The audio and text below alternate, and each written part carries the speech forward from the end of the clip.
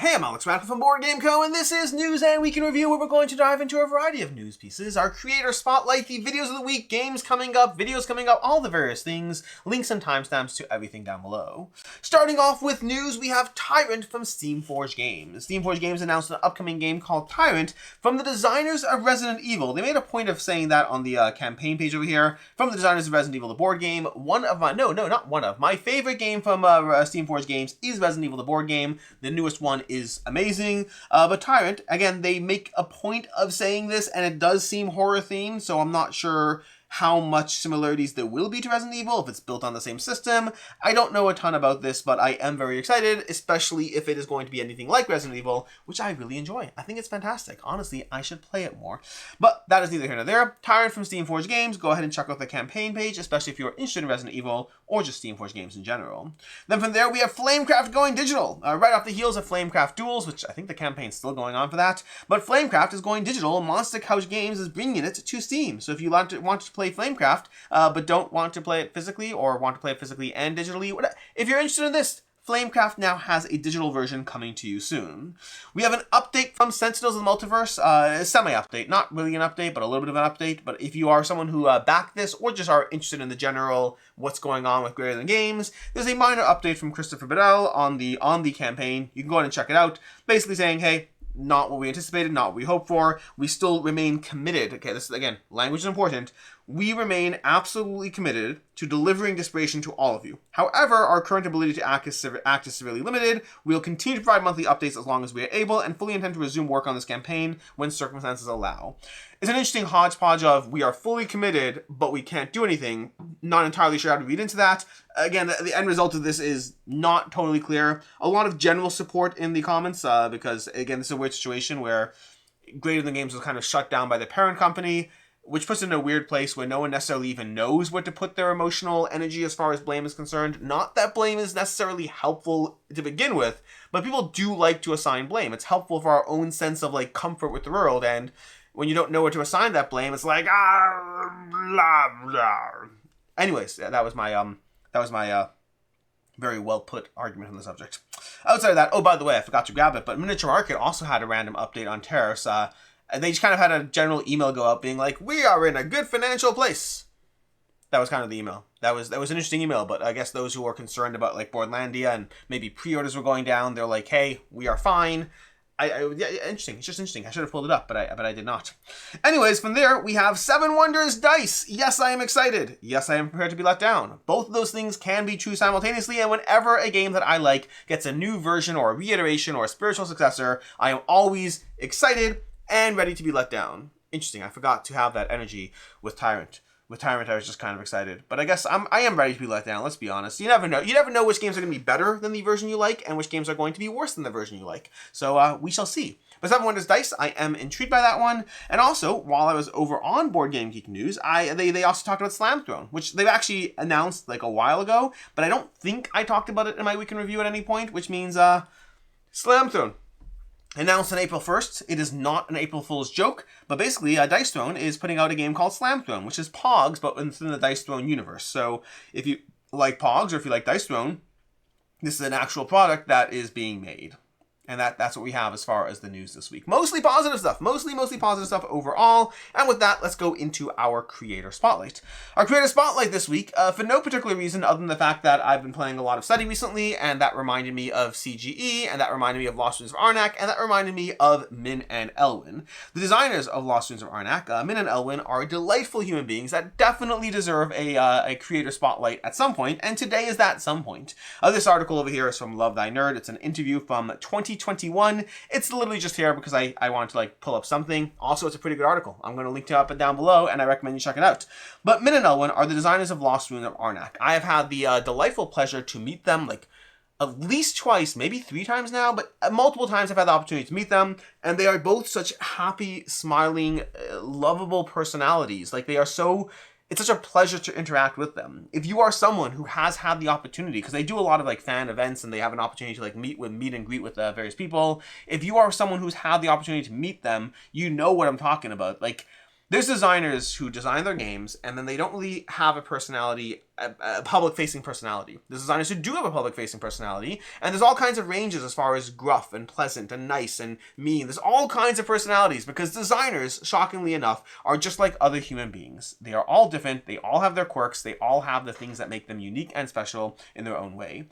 But in the case of Min and Elwen, they are some of the smiliest personalities I have seen in the board game space. When I try to think of like a designer who is as just a sheer force of positive energy, they exist, and if I'm forgetting you, I apologize, but Min and Elwen are definitely up there. If you do have the opportunity to ever do some sort of event at a convention where they're at, that gets an opportunity to meet them, I do recommend you try to do so, because it's I don't know, like, I think when I like a game, because going back to designers and personalities, if I like a game and the designer is the meanest person on planet Earth, I can still like that game. Maybe if they're mean to me, that'll change, but like if they're just a mean personality, like I'll still like that game. But the flip side of that is that if they are personalities that are positive in any way, and that goes for the designer, the illustrator, the people running the company, when there are positive personalities behind the things that I love, it makes me love those things even more. It absolutely has an impact. I mean, even that mean designer will impact my enjoyment, just very, very small amount, unless they're really mean to me, then a medium amount. But I'll still like the game, because a good game is a good game, and you can't change that. But maybe you can. Longer conversation. Point is, positive people are positive people, and the ability to be so positive where you're not just having a smile on your face, but you're extending that smile to others. You're allowing others to kind of bask in the joy of your general positive outlook on life. I should be a more positive person. I'm a decently positive person, but like I think I'm also like, you know, here's how life works, and life is like this, and here's my take on this opinion thing, and here's that thing, and life's good, but also I have like, I think I'm midway. I think I'm positive, but I'm not smiley and happy all the time. And there are some people who I meet who make me want to be that, because they make me feel better about myself, and I want to be that person for somebody else. And that's something that's so cool. It's something that's so cool when you want to be a better person because of how effusively amazing someone else is. This might sound like I'm going over the top. It really might, unless you've met them, in which case you know what I'm talking about. Either way, I probably should have done this when the Adventure Chest pre-orders were still open. They unfortunately are not. They are not open anymore. The pre-orders for the Adventure Chest are closed. This is the big box Lost in Zarnak that also includes the corruption map, which is very cool. Had the opportunity to play it. Think it's excellent. Definitely recommend it. Like I said, would have been better to do this when you could have bought it. Now you just have to hope that there will be pre-orders in the future. Oh, subscribe when they're this is when the Adventure Chest becomes available again. It sounds like there will. It sounds like there'll be an opportunity to do this in the future, which is good. So do that. It's a limited print run. Does not mean it's gone forever based on what they're saying. But yeah. Anyways, Min and Elwen, they're delightful. Take the opportunity to meet them if you ever can. And with that, that is our creator spotlight, and we're going to move on to the videos of the week. Videos of the week, we have, as usual, we have our general videos, and then we have our games we covered.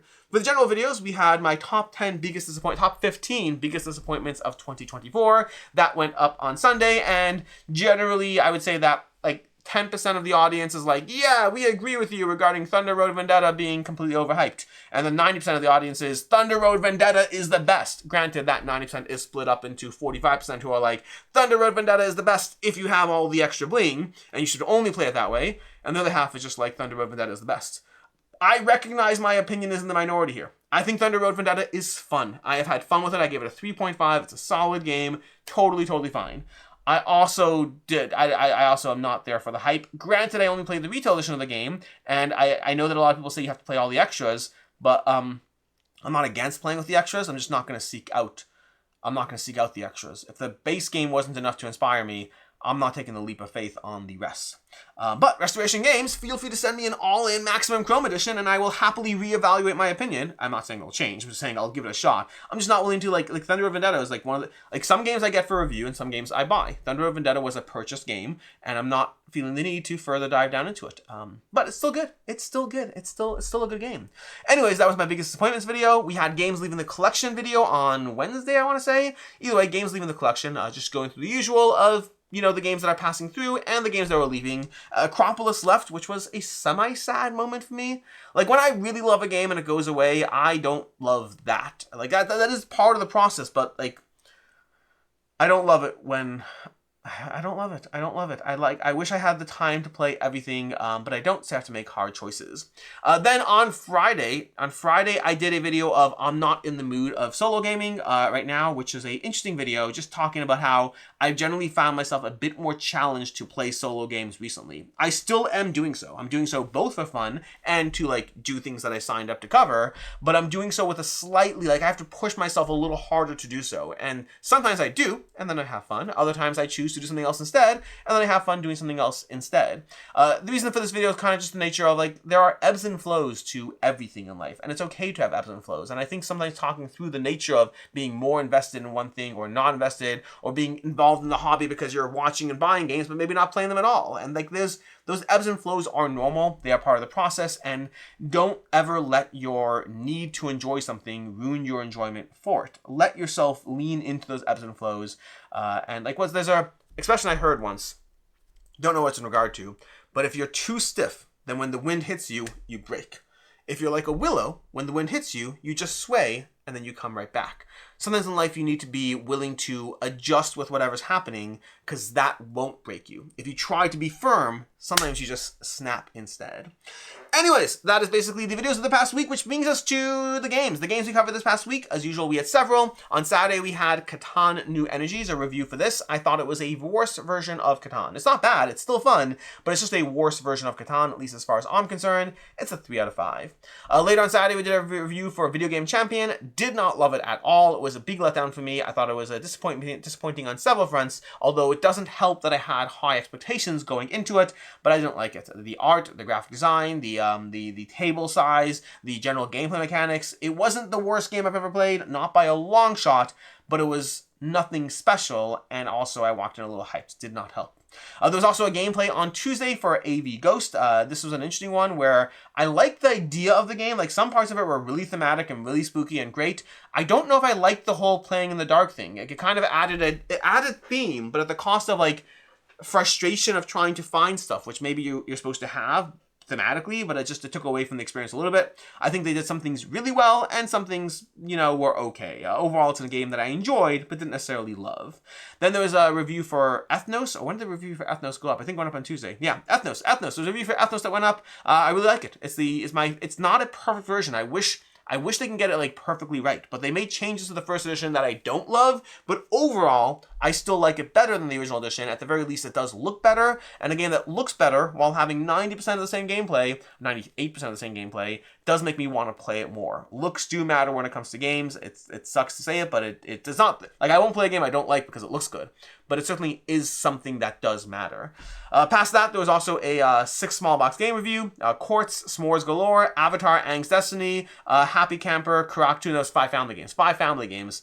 Review that went up on Tuesday as well. Just going over a bunch of family games that I enjoyed. I enjoyed most of them to different degrees. I think from those, I don't even know what was my favorite one. Quartz I don't think I actually like that much, but Happy Camper I didn't like that much. Avatar Aang's Destiny was fun. They were good games. And Karaktu is pretty fun, and S'mores Galore is pretty decent. It's decent. Like, they're decent games here. Nothing that knocked me out of the park. Then we had on Thursday, we had a review for Panda Spin going up. This was, it happens to be there's a Kickstarter going on for it right now. I didn't even know that when I set the review. I just had the original edition and had meant to review it, and so timing worked out nicely. There is an active Kickstarter for the expansion to Panda Spin. I think Panda Spin is a solid game with a unique spinning mechanism that I probably should have, someone commented in the video and I agree with them. They said, oh, it's a little bit like Scout. And I was like, that's a great comparison. It is a little bit like Scout. Past that, there was also a live gameplay and play along with me of Minions and more of Valor and Villainy Ludwig's Labyrinth. That's what it was. Valor and Villainy Ludwig's Labyrinth. I did a tutorial playthrough live, and then I also proceeded to play it again later that night. And I played the first act, and I need to play more of it. I think I'm going to try to knock it out over the next few weeks and just play the entire 8-episode arc. I'll probably get rid of it after that. Like, I like it already, but I just think that, to me, mentally, there's so many games at any point that I think I'm going to play it through and then move on from it. But either way, so far enjoying it. I will do a full review on it at some point because I only ever did a first impressions way back when. So I'll play the whole thing, do a review, and go from there. Then there's also a gameplay of Aeons End Beyond the Breach. I will tell you my thoughts more about this later because I will actually be doing a review of this one as well. That's basically the games we covered this past week, which brings us to today. Today we will have another 6 small box game video going up, or 5 family games. One of these small box roundups will go up. And there's also a Rivages, what was it? We have Rivages, yeah, small box games. It's going to be Rivages, Lure, other games and all that. And there's going to be a review for YRO as well going up later today. As far as next week, there'll be a bunch. They're going to have my most overdue campaigns video. This is a yearly video that goes up of my most overdue campaigns.